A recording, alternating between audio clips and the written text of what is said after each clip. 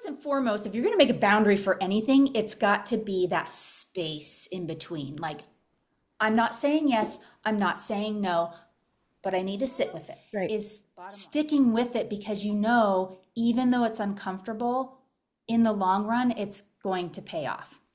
And that's when you say, no. Ah, I should have said no. Why did I do this to myself Yes. again?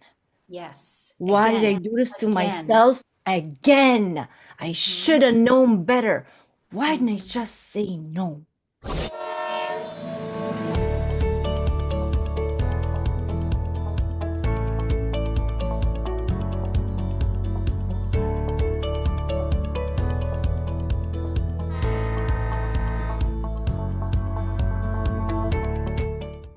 Welcome back to the Healing Train.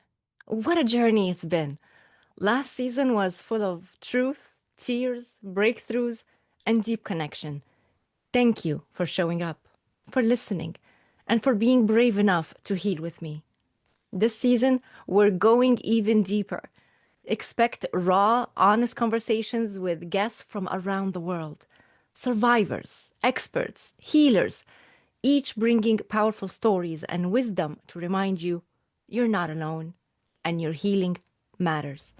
If you're carrying pain, confusion, or questions that feel too heavy to hold on your own, this space is for you. Take a breath, come as you are, and know this: healing isn't always pretty, but it's always worth it. And together, we'll keep moving, one stop at a time.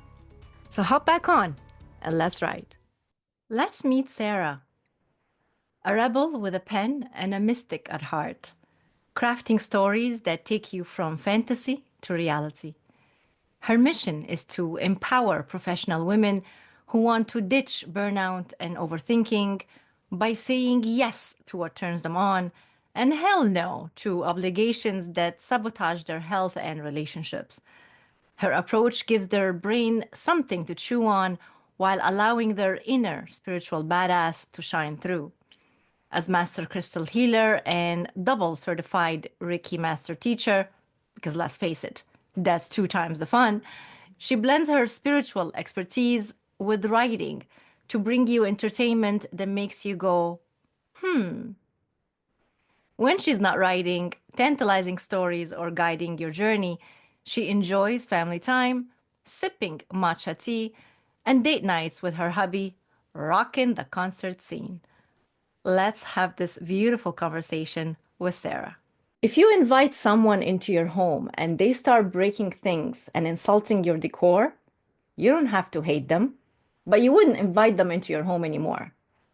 Boundaries are doing the same thing, except your home is your mind. Your home is your heart. Your home is your time and your life. Uninvite the guests who don't know how to treat your home with respect. A quote by Do Zantamata. And today with us, I have Sarah, the beautiful Sarah. Thank you for being on the show with me. Thank you, Rania. It's good to be here. Sarah, I want us to dive deep into a very important subject today, and it's about boundaries, as the quotation kind of hinted. You know, I didn't have much boundaries growing up, and even I'm talking into getting into adulthood life, not just childhood, into adulthood life. I learned about boundaries after being burnt by it so many times. And all of a sudden, I'm like getting educated about it and understanding all the ways that I didn't set my boundaries for many reasons, of course. But I'd love for you to uncover with me the story of your life that you may have experienced not having firm boundaries and how you discovered it and the journey, let's say. Yeah. It's kind of interesting because I have a bunch of stories in my head, and I feel like we're perpetually resetting our boundaries. So it's not like a hard wall, it's more like a flexible bubble. And when we set boundaries, they get tested. Mm. But boundaries are not for other people to follow. They're not hard rules for us to follow. They're things that we follow ourselves. And so I Mm. had very little boundaries when it came to helping people. I started this journey in 2016 as a health coach, and I needed help with marketing and business stuff. I didn't know anything. I thought, well, if you had a certification, you could start your business and make all this money. That was not true. But I realized that to be a business owner and an entrepreneur, you do have to have not only boundaries around your time and your energy, but also boundaries in your personal life. And so when I started taking different business courses, I tried to keep up with the Joneses because I'm a perpetual people pleaser. Right? It's like, woo, yeah, let's make everything happen. Let's make everything happen. Everybody's happy, we're happy, everybody's happy. And I think that comes along with being an empathic person. Mm. Uh, Empathic people want to make, in air quotes, right, Yeah. everybody else happy so they don't have to feel the discomfort of other people's energy. One of the biggest indicators for me, I think I was about 38 years old. Took me long enough, right? You mean like that last year? Yes, yes, last year. Thank you very much. Yeah, I had to get through a bunch of life first before I realized that I was catering first and foremost to my parents as a Mm. helper type of person. I was always the go-between in their toxic relationship. Sorry, Mm. mom. Um, but they didn't even realize it until I set that boundary for myself. Tell your dad, da da da da da. Tell your mom, da da da da da. Oh my goodness. Since I was early teens, right? And I had a lot Mm. of health issues when I was in my early teens, and now I know why. Yeah.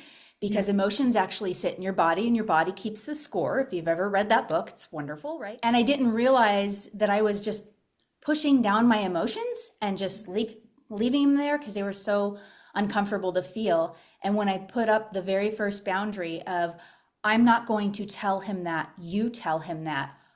Oh, the backlash made my heart drop. I didn't expect it. Like, you know, the rebellious teenager in me was like, whatevs, they're not going to say anything.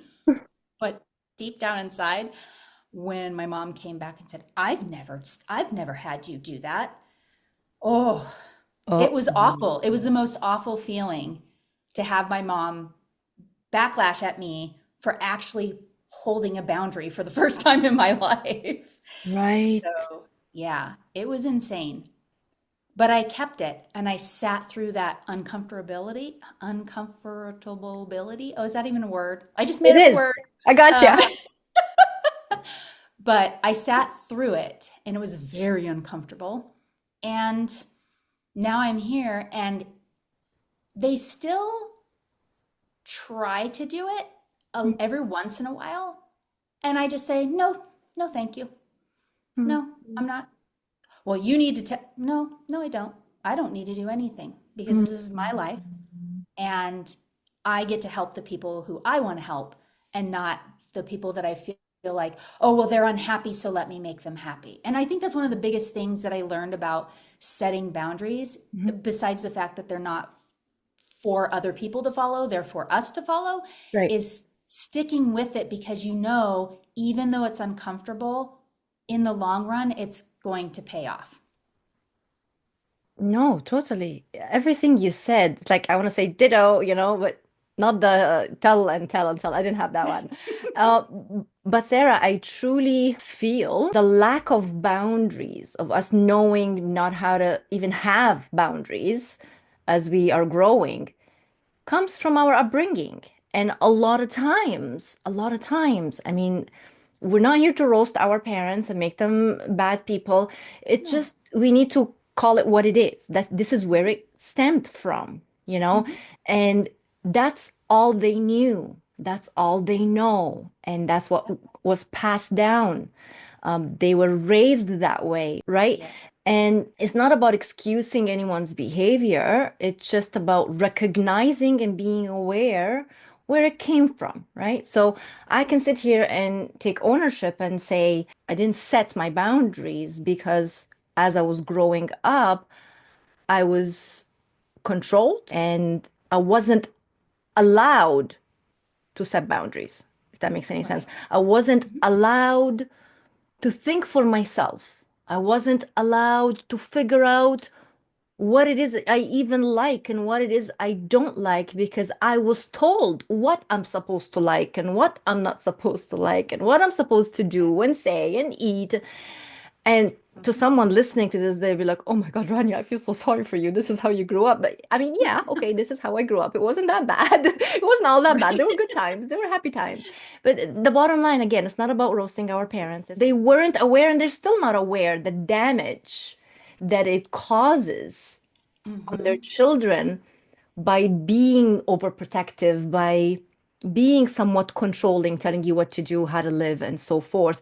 This now results, as we get older, the lack of boundaries in our lives that we would follow. And even if we were to start finding out, like figuring out as we're going, hey, I don't like that, that should be a boundary, right? You know it now in your head that it's a boundary, but now then it comes to setting it and like standing by it.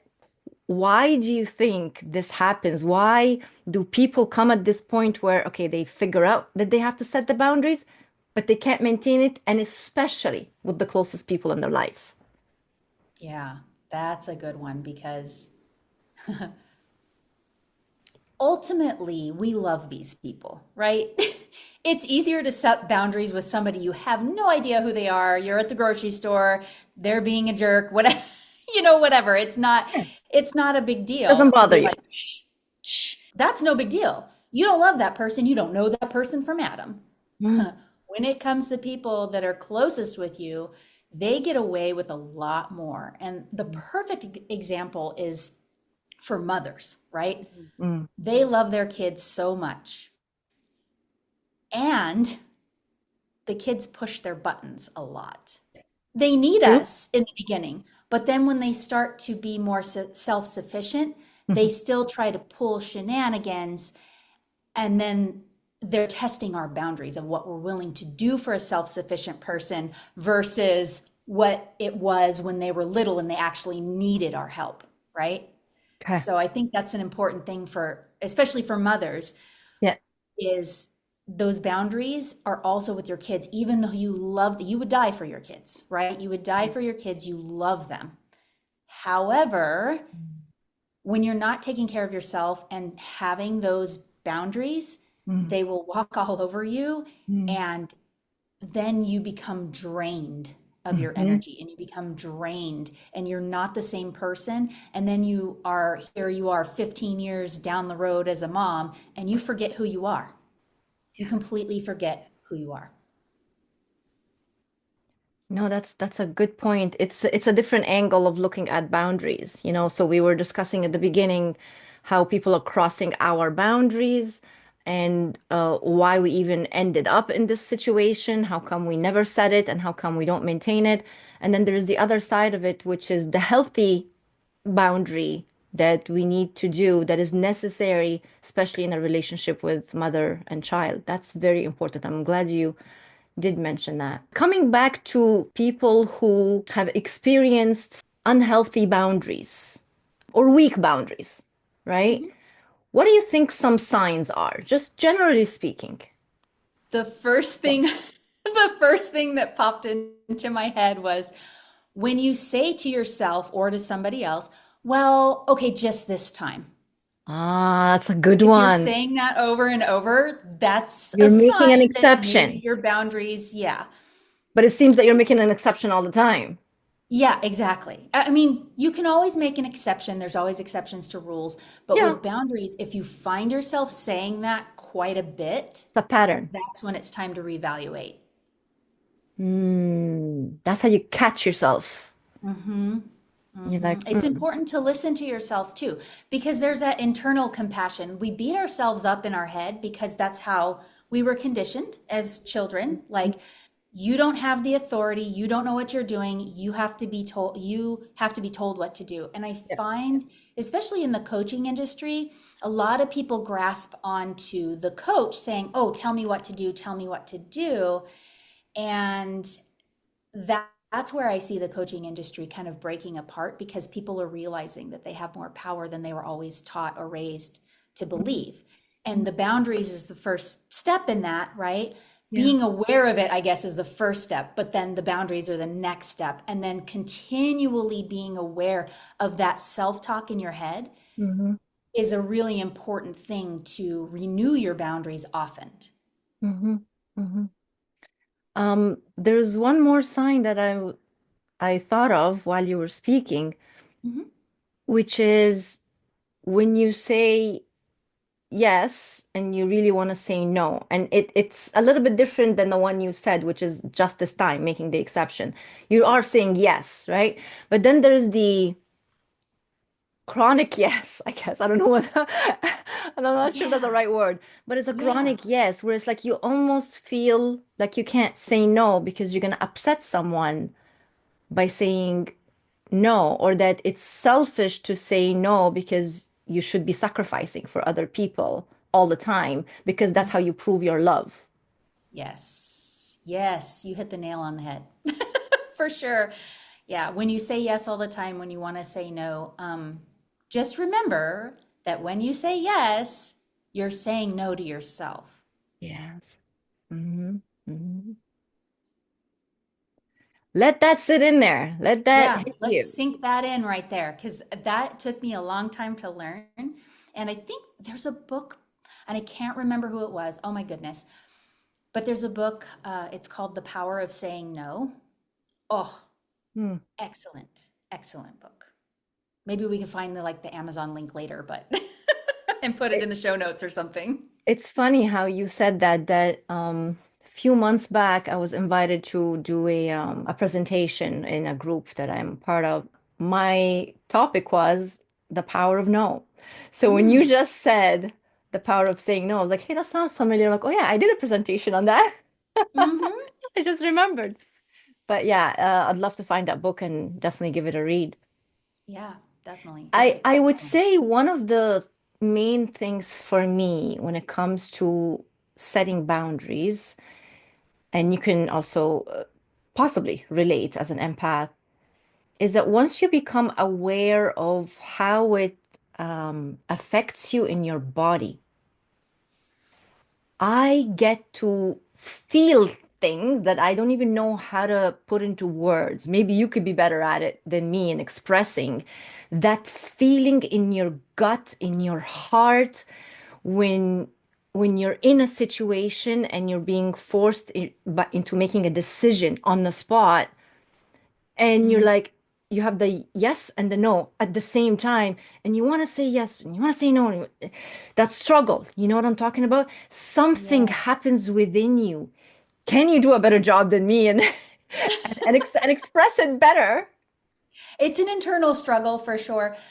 What's funny about that is I describe it a lot with a lot of words because I write novels, but the main character in my book series, she struggles a lot. And there's a lot of internal dialogue that I bring to light Yeah. that does just that. Like, well, my heart's telling me something, but no, no, no, no, I can't do this because my head is arguing with my heart, kind of thing. Yes. So you want to say yes because in your head, you're conditioned, the ego brain is up in there, and you're like, I've got to say yes.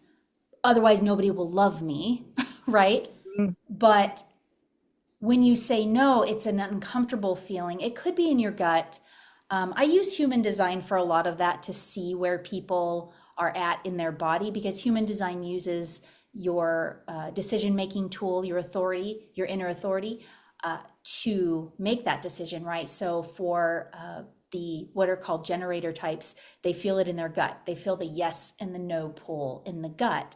Whereas other types that are non sacral types are They feel it, they can feel it in their heart, they can feel Mm. it as a sounding board, they can feel it in their shoulders, in their solar plexus. There's a lot of different places that you can feel the yes and the no.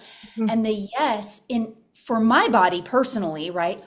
The yes feels like upper heart chakra, like, oh, and it's like, ooh, I want to do that.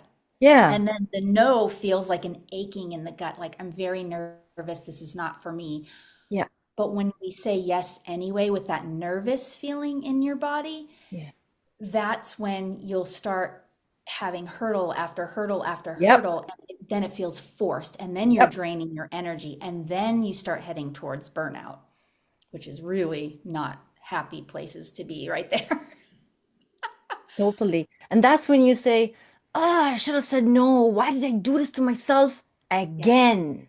Yes. Why did Again. I do this to Again. myself again? I should Mhm. have known better. Why didn't I Mhm. just say no? Yeah.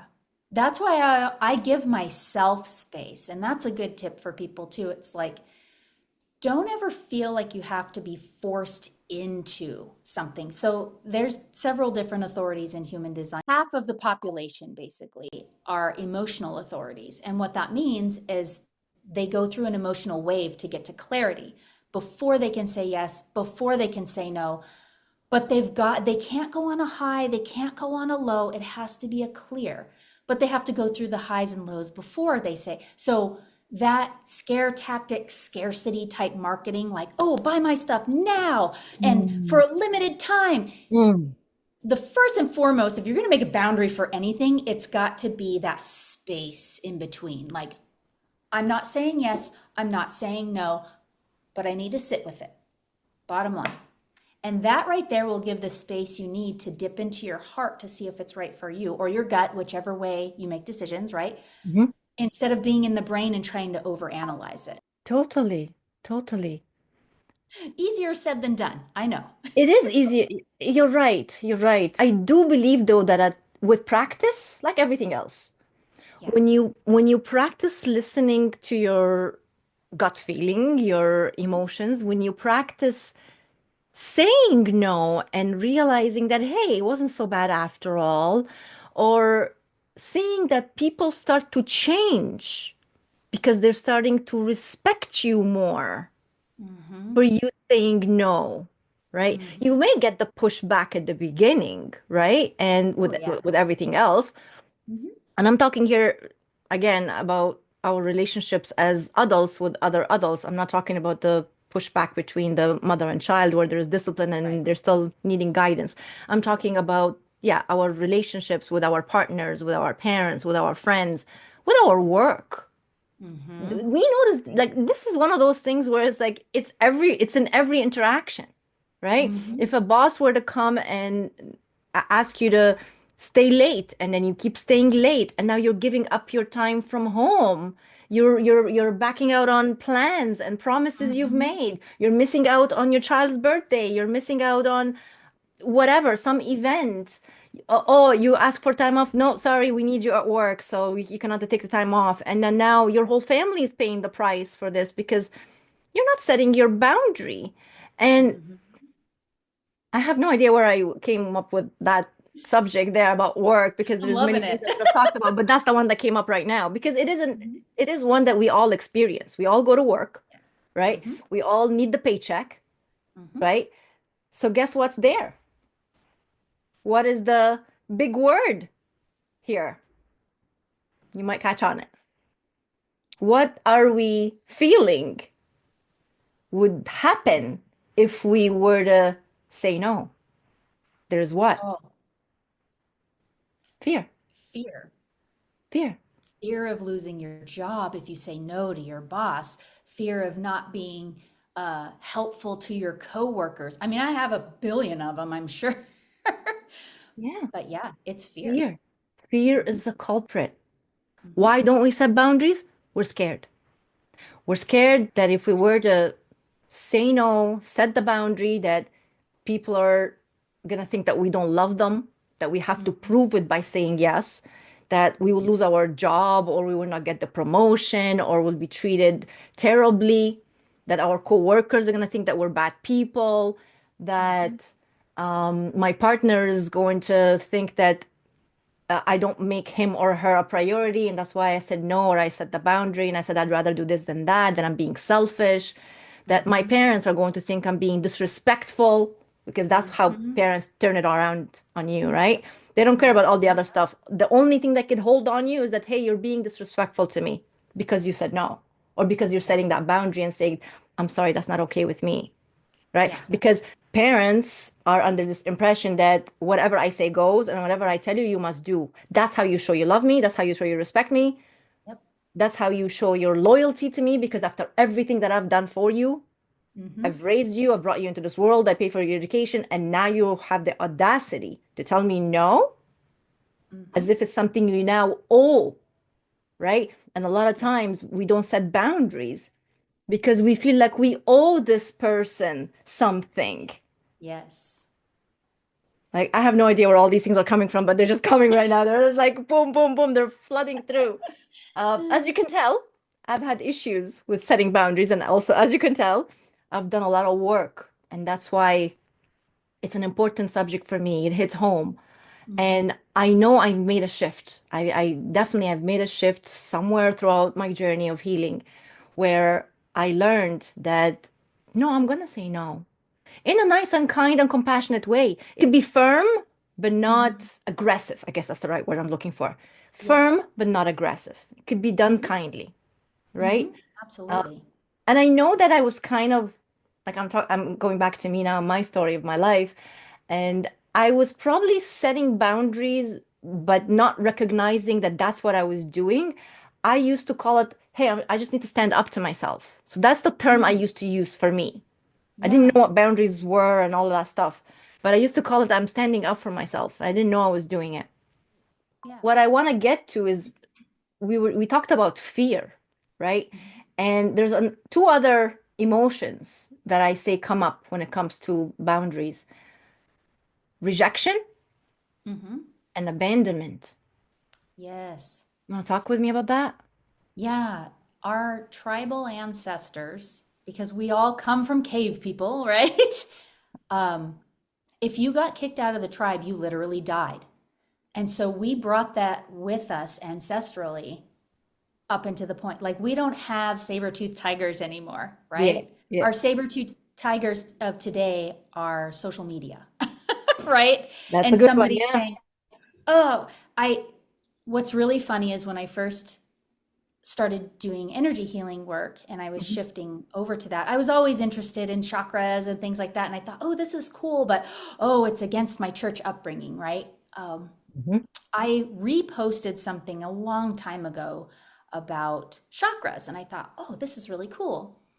I had one of my Christian friends, no names, uh, say, you know better than that. And shame and guilt and Mhm. fear, the fear of rejection, the fear of getting kicked out of the church tribe really set in so deep into my body that I started crying. Mhm. And I was crying and I was like, I'm going live because I'm going to tell people about this. Like, I'm going to share, you Mhm. know. I ended up going live, not in a safe space, which was my friends group of busy moms, Right. but on my main page where that same person was. Mm. It was horrible, right? And she, fortunately, she was like, "Hey, did you mean to share that in my group? Because it was on your main page." And I was like, "Oh," so I deleted it. But it's that fear of rejection and the fear of getting kicked out of the tribe because otherwise I would die. If I don't have a tribe, I'm not going to be able to eat because we have to hunt and gather together. Yeah. And Yeah. yeah, it was really strong. And since then, I have learned that there are other tribe members that are just like me, right? Mm. Yes. And we are such a bigger society now than we ever were before, that there's always somebody willing to support, willing to talk. And I think that's what makes boundary setting so great in this day and age, because even though you have that fear of rejection and that fear of not being loved and the fear of getting kicked out of the tribe, there are other tribes. that will accept you and will be doing the same thing you're doing anyway.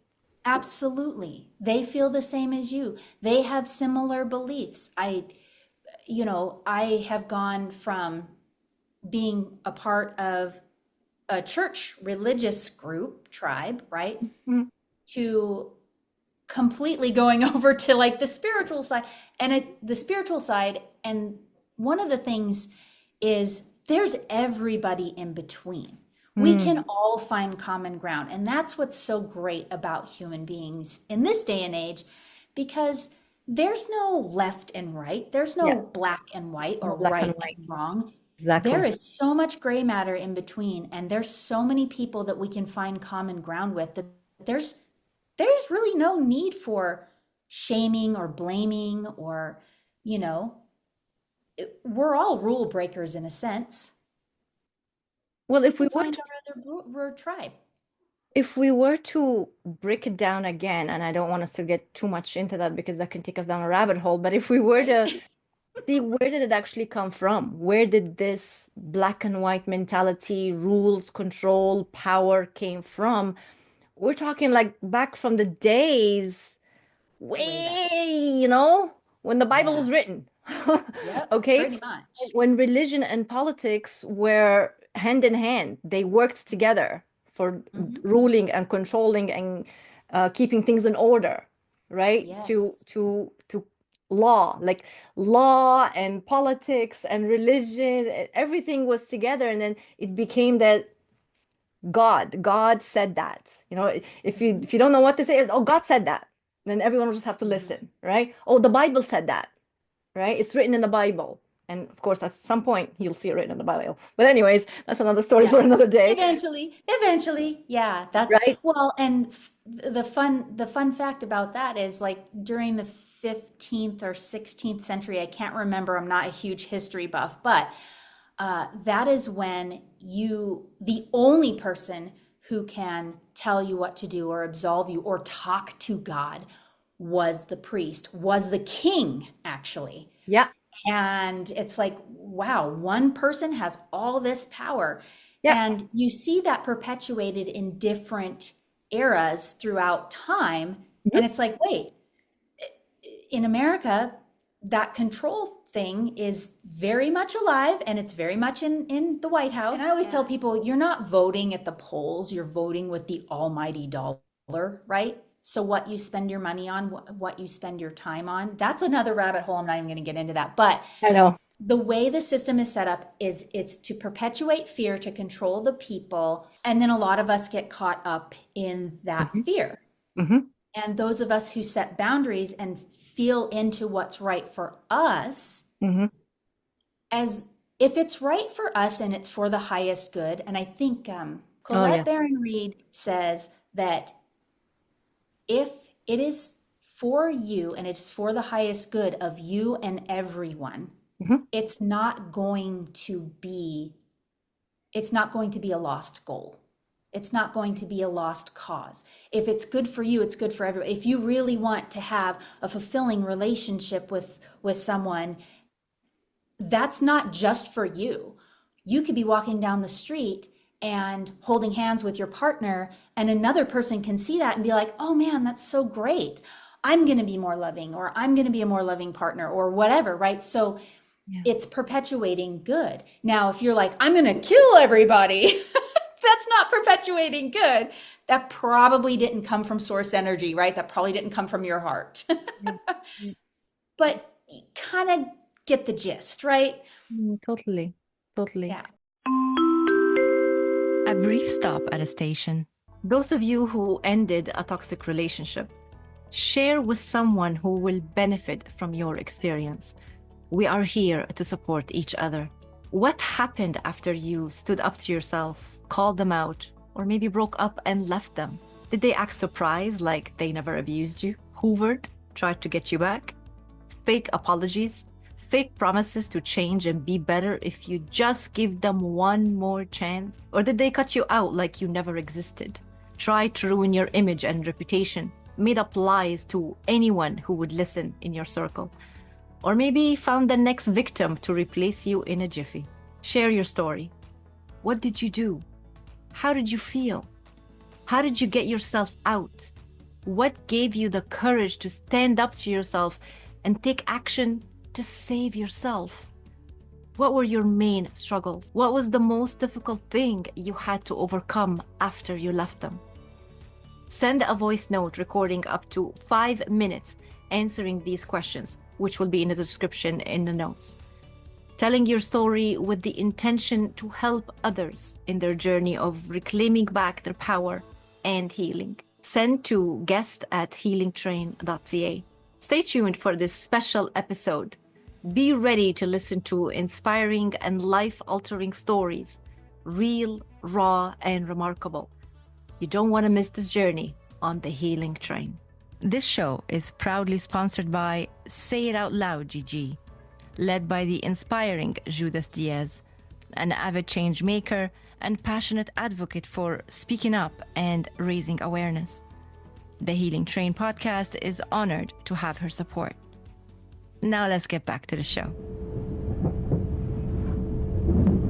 Back to the boundaries topic that we are talking about is we get to a point of knowing our boundaries, setting them, but then we don't maintain them. I'm wondering, Sarah, when someone does cross our boundary, there needs to be consequences.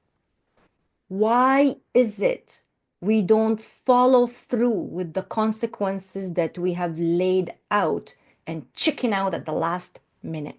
I believe it's the fear of not wanting to get kicked out of the tribe, Yeah. the fear of them thinking that we don't love them. Yeah. Because in reality, everything in this life, everything that we manifest, good, bad, or indifferent, is a reflection of our inner world. And we have many, many parts inside, right? And if there's somebody that's annoying you, it's not just that person. Think about what part of you you're ignoring that is annoying to you, and you're just hiding it away. But you're in fear that that part will come out. So you're like, no. It's a little bit different than a boundary, but everything comes down to fear or love. Is this in fear or love? Is this in fear or love, right? And you're lovingly setting the boundary for yourself. And when you say, well, okay, or sure, one thing that drives me nuts since I've been doing coaching and mentoring and things like that, oh my goodness, one thing that drives me nuts is when somebody says sure. I don't know why. I don't know why it bothers me. Probably because it's not a yes or a no. And so it's kind of a wobbly boundary saying sure. It's like, is it a yes or a no? So with my kids, I say, is that a yes or a no? Because you can say a no and I still love you. You know? Yeah, sure is like being on the fence. Yes. It's an indication that you are unsure of yourself, unsure of what you want. You're just saying an answer to please me. So what Yes. you really want to say to that person is, I'd like for you to be sure. You know, like you just said sure, but you don't really mean it in the sense of sure. Yeah. You mean it in the, sure. when you say sure like this, you're actually saying, I'm not sure. It's actually the negative of it. Yes. Because if you were Yes. sure, you would have said yes. Yes. Or Exactly. the no, whichever, right? You would have been discerning. The issue here is that you're not being discerning. You could be 1 foot in, 1 foot out because you don't want to upset me. So again, you're doing the people pleasing. So really, you're not setting a boundary, right? You don't Try know is what it another is. one of those words, the weak Yeah, I'm boundary. trying. Try. I'm trying. I'll try to make it. Well, you either go Yeah. and or Do you or don't go. Yeah. Don't be 1 foot in, 1 foot out. Try is kind of like it's an upfront excuse in my mind. And I know that sounds really harsh, especially for people who say try a lot, right? I say it too, but then I catch I say myself try and sometimes. I try to substitute that with I'll do my best. See, I already now shifted the energy of what I'm saying, right? I said I will do, meaning I am committing and I'm taking accountability, right? I will do my best still does not guarantee that I will, but if I failed short, I've tried. And that's where I did my best. Yeah, exactly. Exactly. Right? Yeah, it's funny how words can shift energy. It's so strange. Yeah. Um, because really words are like magic, right? We're constantly saying words, mostly subconsciously, Yeah. right? Yeah. And then when we listen back to ourselves, oh, did I say that? And it's really interesting when you start noticing what you're saying. And I think I did a YouTube short on this or something, or maybe I did a whole YouTube show on this at one point. When you listen to those keywords coming out of your mouth and you pause, again, there's that pause, right? Yeah. That pause, it's like, I'm not saying sure. In fact, I'm saying, no, I don't want fish for dinner. Or, yes, I do want fish for dinner. It's as simple as that, because how we do one thing is how we do everything, right? And so it's pretty interesting to pause and listen to yourself. And it's pretty interesting as well as we've been talking just a little while ago when we were speaking about where it came from and control and the patriarchy and all of that stuff. And you were mentioning how there was the black and white, but now we're in the gray zone when it comes to the spiritual. But yet Mhm. now we're talking about this and Yeah, we're saying yes or no, black and white.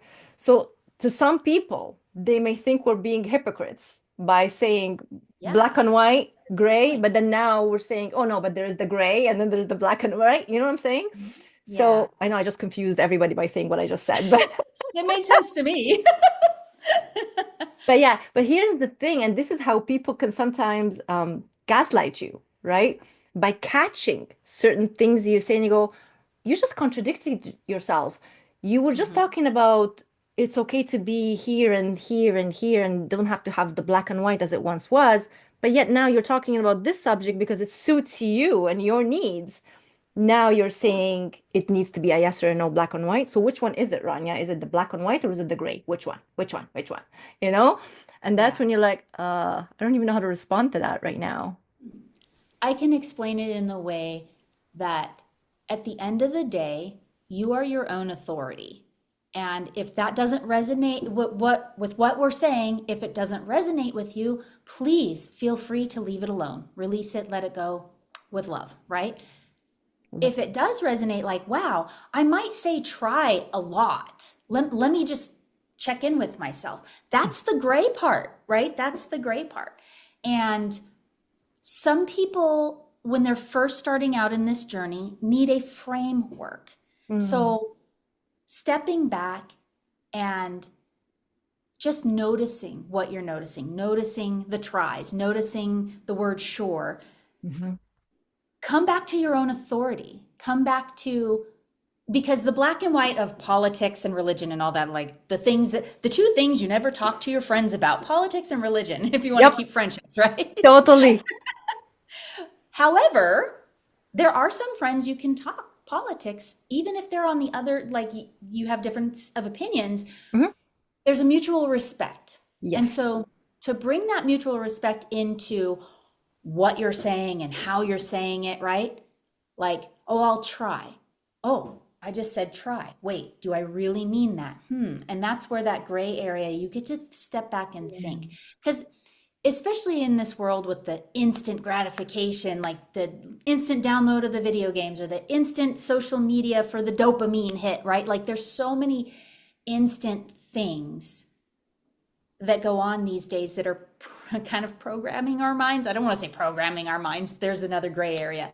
Yep. That's programming our minds essentially in a way that makes us less patient.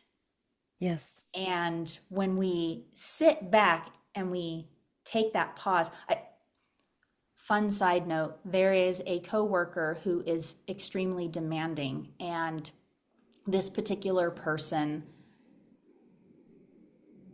doesn't pause for anything. This person will ask you a question, and then as you go to answer it, this person will keep talking. And it's like, this just reflects back to me that as a society, we have perpetuated anti-patience, I guess. I don't know what you want to call it. So it's really hard when you're first starting out with your own boundaries to Mm, pause because we're not used to pausing. mm, mm. Same thing with public speaking. When you first, there's a lot of ums when you first start out, ums and like little noises, because that silence is uncomfortable. But when we pause, it's super powerful. There's a power in the pause. It's super powerful. You're absolutely right. I still make those same mistakes of Oh, 'cause I'm thinking, right? I'm thinking, yeah, It's like I'm so into my head that I may exactly. make those sounds. Plus, I talk with my hands, as you can tell a lot. I, It's I do part of the too. culture. Talk with the hands. Talk. I make sounds. My Hmm. goodness. Absolutely. That was actually a very lovely conversation about boundaries. I love that we had things to share back and forth. My story, your story, and Yes. bringing it and tying it all together. That was beautiful. You and I have a lot in common, actually, Sarah, from the first time we met Hmm. online. I wish I could meet you in person. You're so far away. I Love to give you a know. hug. Really love to give you a hug.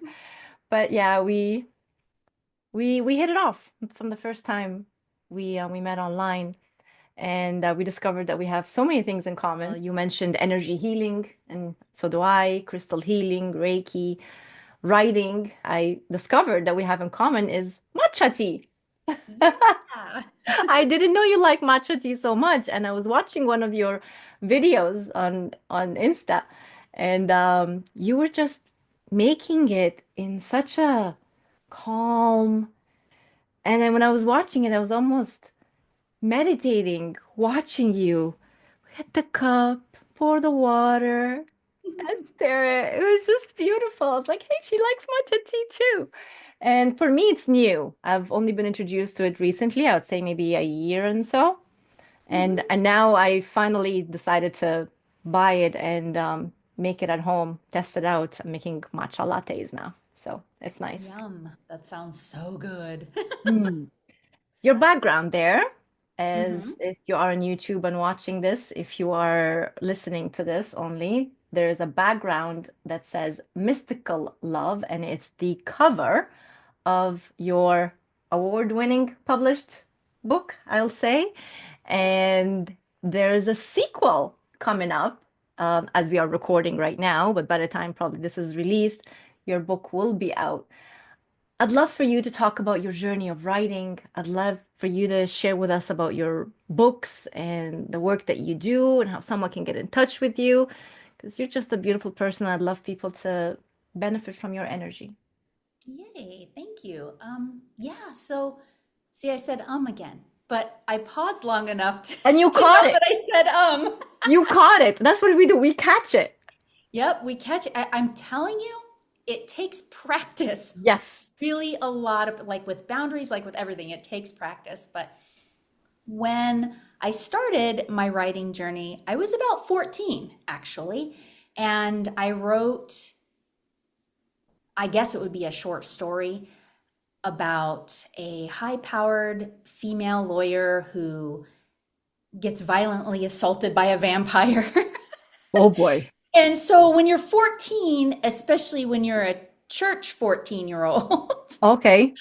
that's not appropriate. Yeah, they Okay. don't go hand in hand. They do not go hand in hand. And I said to myself, what is wrong with me? I was so ashamed Hmm. that I took that very first manuscript that I wrote and I threw it in the fireplace and I burned it. Very sad, very sad. And I said, you know what? I'm not a writer. I told myself I was not a writer for 32 years. Wow. Yeah, I squashed it down good. There was a lot of shame, a lot of fear of rejection, and a lot of guilt around all of that. Even the sex word, like, was didn't want to say that, right? Mystical Love is a series that comes from my heart. So my author name is S.A. Reinhardt, and I made that up because in German, Reinhardt is pure heart. Hmm. Because the series doesn't come from me, it comes from just channeling all that is pure. And it's not that, there is spiciness. So if you like paranormal romance, there is spiciness. I promise. Go to chapter 8. No. Woohoo. However, it's more than just a book series. Mystical love is the love that the divine is part of you. It's the divine love that God, universe, source, energy has for you that is also part of you, and it sits in your soul. And when I wrote the books, I did a ritual with crystals. Fun, fun, fun. So I was teaching my Reiki students, and I thought, I want to do a ritual for abundance. And so I laid all this out, and I was like, okay, we're going to use these crystals. We're going to do dream journaling. We're going to do daily meditations, heart opening meditations. And it's 8 days before the full moon kind of thing, right? I did that ritual myself because I will never suggest anything for anybody else unless I've tried it on myself. I don't, total integrity there. Mm-hmm. And I tried it, and it wasn't like the abundance I was thinking. I'm like, abundance, I'm going to get all this money. No, it's abundance is many, many, many facets, right? Mm-hmm. Just as wealth is many facets. Mm-hmm. And I started having these dreams and doing the dream journal. And then I read the dream journal back, and I was like, wow, these would be really cool characters for a short story. I'm just going to do it on the side and see what comes out. Mm. A month later, I had an entire novel and I wasn't done. And I'm like, wow, how come there's 87,000 words in my word processor? That's a lot of words. I published the first book in August of 2023, and it has been a journey from telling myself, I'm not a writer, to publishing an award-winning novel. Mm-hmm.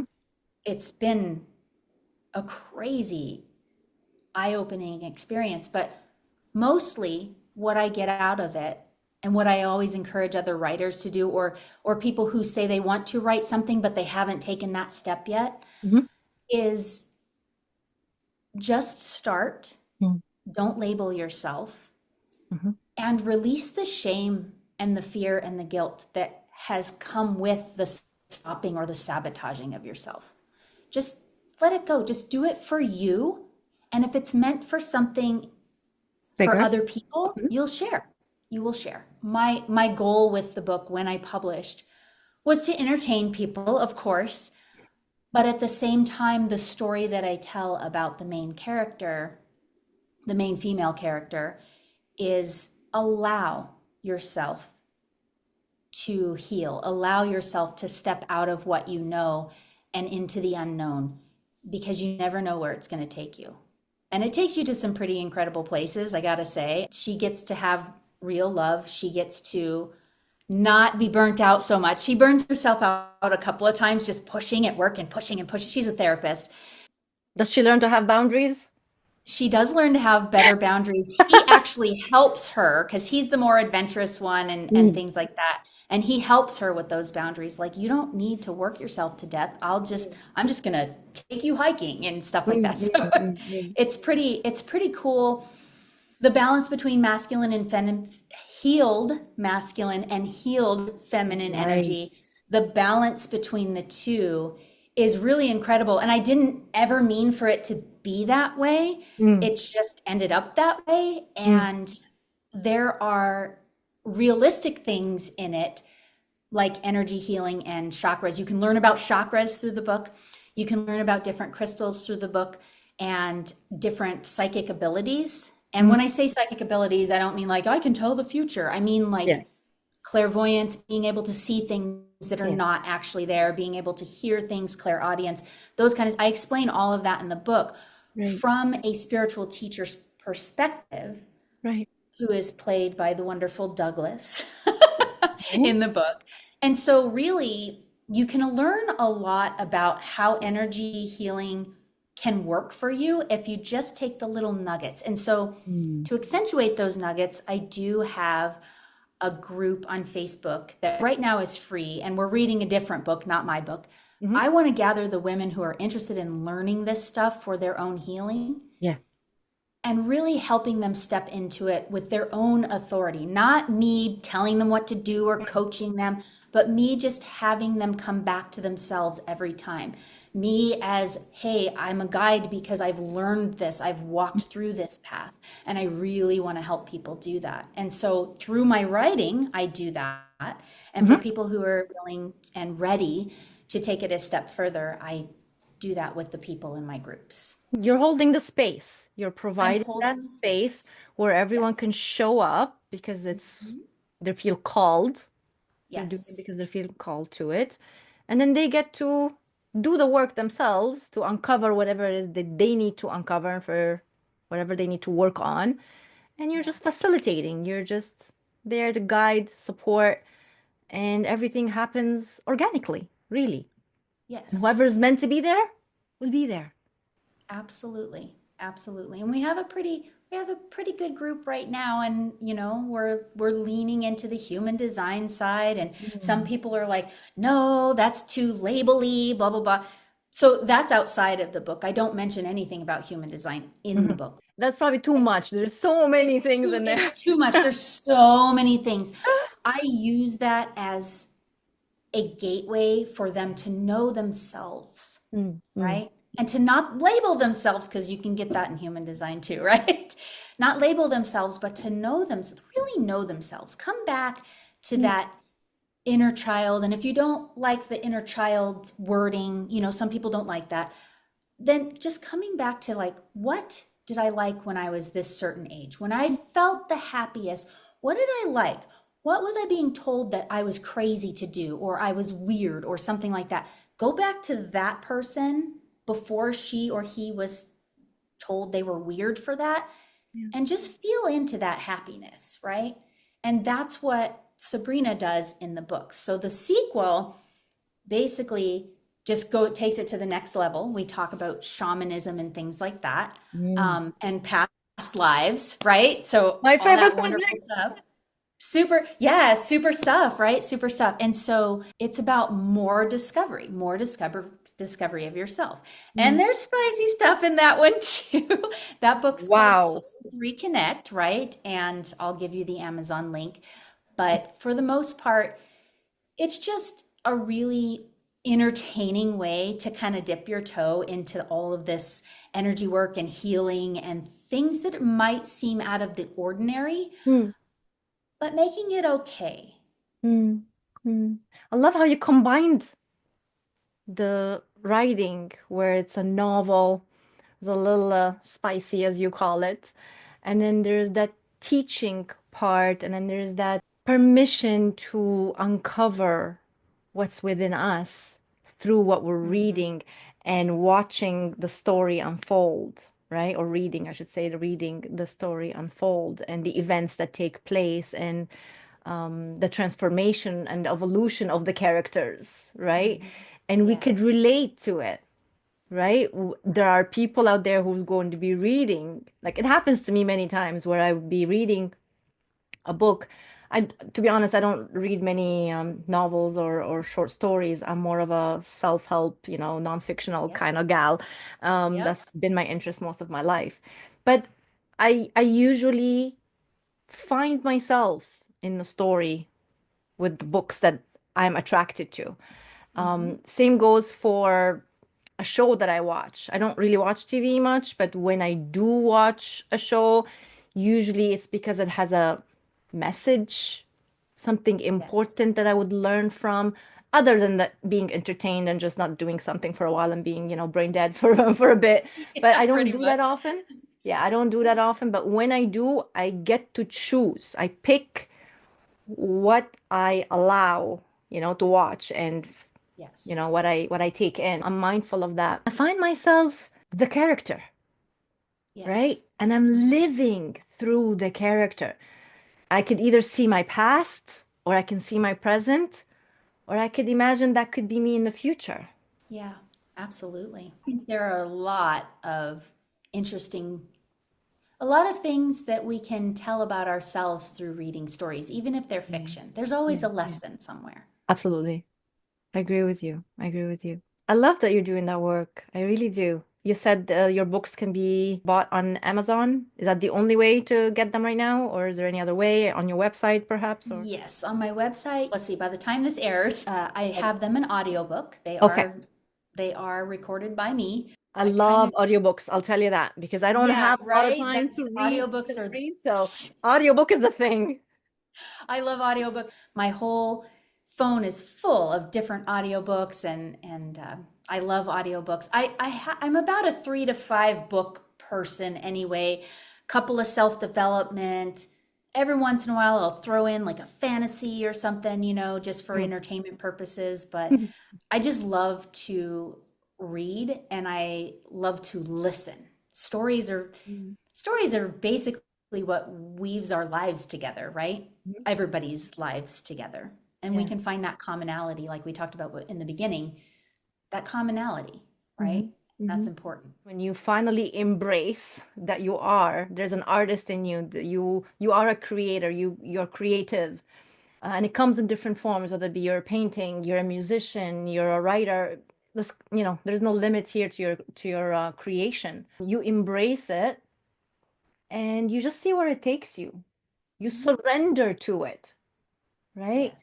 You surrender to it and allow yourself to grow with it because that's another thing that comes with practice, Yes. right? You mentioned it earlier, just start, and that's the beginning. What do you do after the start? Trust. Trust that the work you're doing will get to the level it's meant to get to without you interfering with it.